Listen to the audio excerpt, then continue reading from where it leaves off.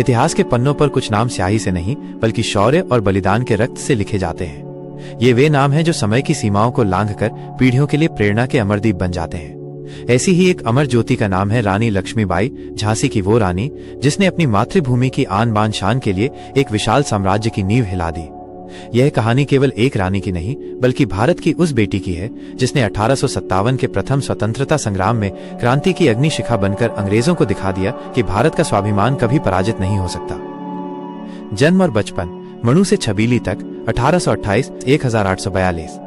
19 नवंबर 1828 को पवित्र नगरी काशी वाराणसी के एक मराठी ब्राह्मण परिवार में एक कन्या ने जन्म लिया जिसकी किलकारियों में भविष्य के तूफान की आहट छुपी थी। पिता मोरोपंत तांबे और माता भागीरथी बाई ने बड़े प्यार से उसका नाम मणिकर्णिका रखा, पर घर में सब उसे मणु कहकर पुकारते थे। मणु ने बचपन में ही अपनी मां को खो दिया। पिता मोरोपंत बिठूर के पेशवा बाजीराव द्वितीय के दरबार में काम करते थे, इसलिए मणु का बचपन बिठूर के महलों में बीता। वहां का वातावरण पारंपरिक कन्याओं से बिल्कुल अलग था। जहां अन्य बालिकाएं गुड़ियों के विवाह रचाती थीं, वहीं मणु अपने सखा नाना साहेब और तात्या टोपे के साथ नकली किलों पर आक्रमण करने और व्यूह रचना करने का खेल खेलती थी। पेशवा बाजीराव द्वितीय उसके चंचल और तेज स्वभाव के कारण उसे स्नेह से छबीली कहकर बुलाते थे। पिता मोरोपंत ने उसे केवल शास्त्रों की ही नहीं बल्कि शस्त्रों की भी शिक्षा दी। मणु ने बचपन में ही घुड़सवारी, तलवारबाजी, तीरंदाजी और बंदूक चलाने में ऐसी निपुणता हासिल कर ली थी जो बड़े बड़े योद्धाओं को भी चकित कर देती थी। उसका घोड़ा पवन जब हवा से बातें करता तो लगता मानो मणु के पैरों में पंख लग गए हों। ये परवरिश ही उस भविष्य की नींव रख रही थी जिसे एक दिन झांसी की रक्षा करनी थी। विवाह और झांसी का रानी पद 1842 1853। सन 1842 में मात्र 14 वर्ष की आयु में मणिकर्णिका का विवाह झांसी के राजा गंगाधर राव नेवालकर के साथ धूमधाम से हुआ। विवाह के बाद परंपरा के अनुसार उनका नाम लक्ष्मीबाई रखा गया और वे झांसी की रानी बनी।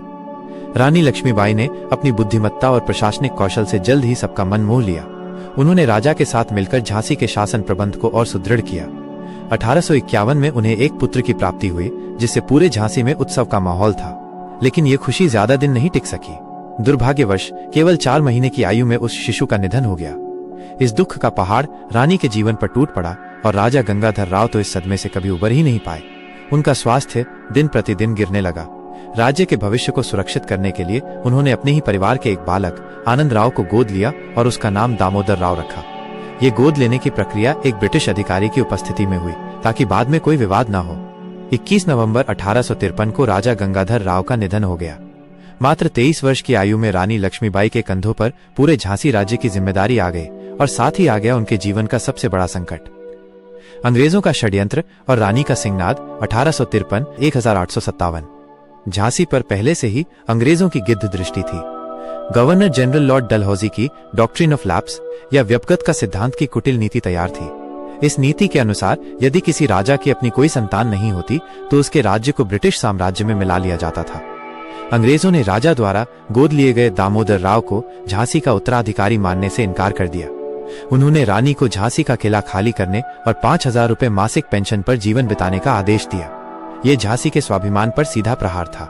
रानी ने ब्रिटिश अधिकारी को अपना दृढ़ और ऐतिहासिक उत्तर भेजा जिसके शब्द आज भी हर भारतीय के हृदय में गूंजते हैं, मैं अपनी झांसी नहीं दूंगी।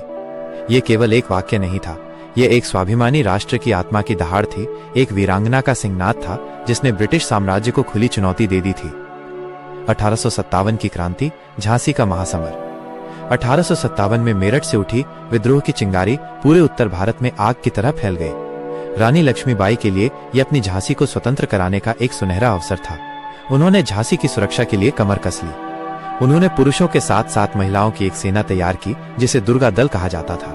झलकारी बाई, सुंदर, मुंदर और काशीबाई जैसी वीरांगनाएं उनकी प्रमुख सहयोगी थीं। गुलाम गौस खान और खुदाबख्श जैसे वीर तोपची उनके विश्वास पात्र सेना नायक थे। मार्च 1858 में अंग्रेज जनरल ह्यूरोज ने एक विशाल सेना के साथ झांसी पर चढ़ाई कर दी। लगभग 2 हफ्तों तक भयंकर युद्ध चला। रानी स्वयं किले की दीवारों पर खड़ी होकर तोपों का संचालन करती, अपने सैनिकों का हौसला बढ़ाती और एक कुशल सेनापति की भांति रणनीति बनाती। झांसी के मुट्ठी भर जाबाजों ने अंग्रेजों की विशाल सेना को नाको चने चबवा दिए, लेकिन एक धोखेबाज दुल्हाजू ने किले का एक दरवाजा अंग्रेजों के लिए खोल दिया। अंग्रेजी सेना किले में घुस गई और कत्लेआम मचा दिया। स्थिति को हाथ से निकलता देख अपने सलाहकारों के कहने पर रानी ने अपने बेटे दामोदर राव को पीठ पर बांधा, अपने घोड़े बादल पर सवार हुई और कुछ विश्वास पात्र सैनिकों के साथ किले की ऊंची दीवार से कूदकर अंग्रेजों के घेरे को चीरती हुई बाहर निकल गईं। कालपी से ग्वालियर अंतिम संघर्ष 1858। झांसी से निकलकर रानी कालपी पहुंची, जहां वे तात्या टोपे और अन्य क्रांतिकारियों से मिली। उन्होंने अपनी शक्ति को फिर से संगठित किया। कालपी में भी अंग्रेजों से युद्ध हुआ, लेकिन वहां उन्हें हार का सामना करना पड़ा। रानी ने हार नहीं मानी। उन्होंने तात्या टोपे और राव साहेब के साथ मिलकर ग्वालियर पर एक साहसिक हमले की योजना बनाई। ग्वालियर का किला उस समय अंग्रेजों के मित्र सिंधिया के अधीन था। रानी की सेना ने ग्वालियर पर कब्जा कर लिया। ये एक मास्टर स्ट्रोक था जिसने विद्रोह की बुझती लौ को फिर से हवा दे दी। लेकिन अंग्रेजों ने अपनी पूरी ताकत के साथ ग्वालियर को घेर लिया। बलिदान, एक वीरांगना की अमरता। 17 जून 1858। 17 जून 1858 को ग्वालियर के पास कोटा की सराय में युद्ध का अंतिम और सबसे भीषण अध्याय लड़ा गया। रानी पुरुषों की वेशभूषा में अपने घोड़े पर सवार, दोनों हाथों में तलवारें लिए दुश्मनों पर काल बनकर टूट पड़ी। उन्होंने अंग्रेजों की सेना में हाहाकार मचा दिया। लड़ते लड़ते वो एक नाले के पास पहुंची, जिसे उनका नया घोड़ा पार न कर सका। तभी अंग्रेज सैनिकों ने उन्हें चारों ओर से घेर लिया। वो बुरी तरह घायल हो गईं, लेकिन उन्होंने अंत तक हार नहीं मानी। अपने अंतिम क्षणों में उन्होंने अपने विश्वास पात्रों से कहा कि उनका शरीर अंग्रेजों के हाथ नहीं लगना चाहिए। उनके सैनिक उन्हें पास ही बाबा गंगादास की कुटिया में ले गए, जहां इस वीर योद्धा ने अपनी मातृभूमि के लिए प्राणों की आहुति दे दी। उसी रात उनके सैनिकों ने कुटिया में ही उनका अंतिम संस्कार कर दिया, ताकि अंग्रेज उनके पार्थिव शरीर को छू भी न सके। जिस अंग्रेज जनरल हीरोज ने उन्हें हराया, उसने भी उनकी वीरता को सलाम करते हुए कहा था, यहाँ वो औरत सो रही है जो विद्रोहियों में एकमात्र मर्द थी। विरासत और निष्कर्ष। रानी लक्ष्मीबाई ने मात्र 29 वर्ष की आयु में अपना बलिदान दिया, लेकिन वे अपने पीछे शौर्य, साहस और देशभक्ति की एक ऐसी विरासत छोड़ गईं जो युगों युगों तक भारत की बेटियों को प्रेरित करती रहेगी। वो एक रानी थी, एक योद्धा थी, एक माँ थी, और सबसे बढ़कर वो भारत की स्वतंत्रता की वो चिंगारी थी जो कभी नहीं बुझ सकती। उनका जीवन हमें सिखाता है कि परिस्थितियां कितनी भी कठिन क्यों न हो, यदि इरादे नेक और हौसले बुलंद हो तो अन्याय के खिलाफ लड़ा जा सकता है।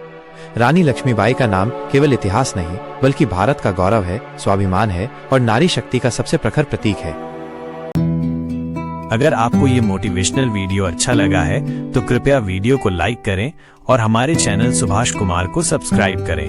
मैं मिलता हूँ एक ऐसे ही और मोटिवेशनल वीडियो के साथ। जय हिंद दोस्तों।